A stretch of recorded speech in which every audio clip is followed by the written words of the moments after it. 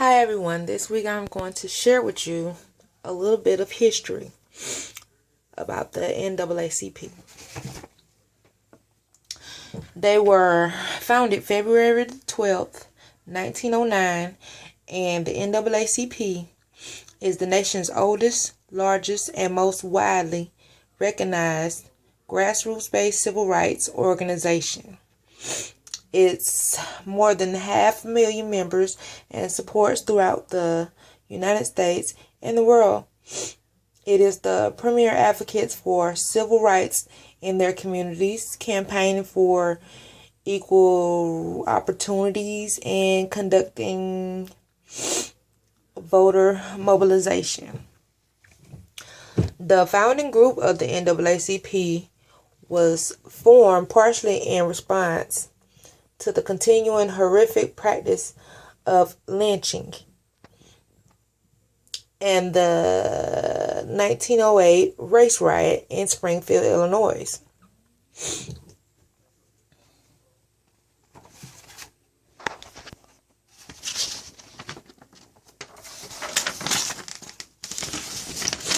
Some of the crises that go on, the NAACP always is there to help. W.E. Du Bois founded the Crisis magazine as the premier crusading voice for civil rights. Today, the Crisis, one of the oldest black periodicals in America, continues the mission. A respected journal of thought, opinion, and analysis, the magazine remains the official publication of the NAACP and is the NAACP's articulate partner in the struggle for human rights for people of color. With a strong emphasis on local organizing, by 1913 the NAACP had established branch offices in such cities as Boston, Massachusetts, Baltimore, Maryland, Kansas City, Missouri, Washington, D.C., Detroit, Michigan, and St. Louis, Missouri. A series of early court battles, including a victory against the democracy, being not a democracy, my bad, but a discriminatory Oklahoma law that regulated voting by means of a grandfather clause, helped establish the NAACP's importance as a legal advocate.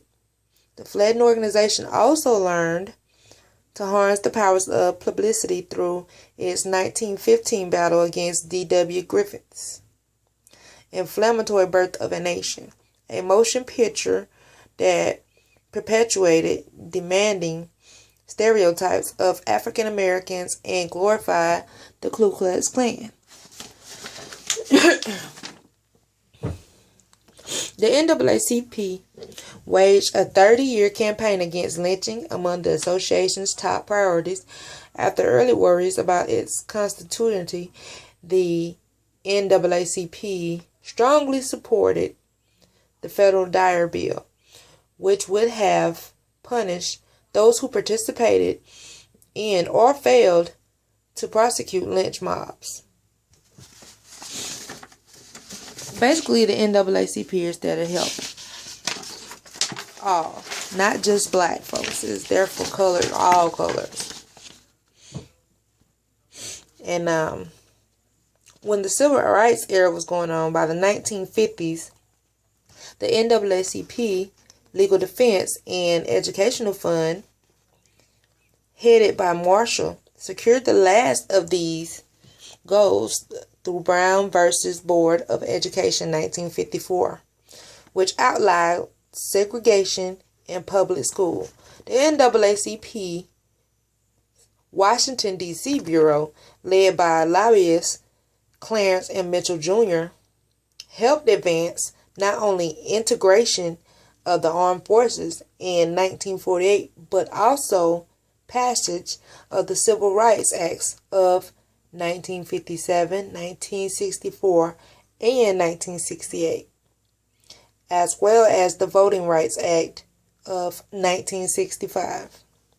Despite such dramatic courtroom and congressional victories, the implementation of civil rights was a slow, painful, and oftentimes violent. So it was very hard to get most of the stuff started, but with a lot of help and people sticking together and sticking to what they want to do, everything worked out, and the NAACP is still here today. Oh,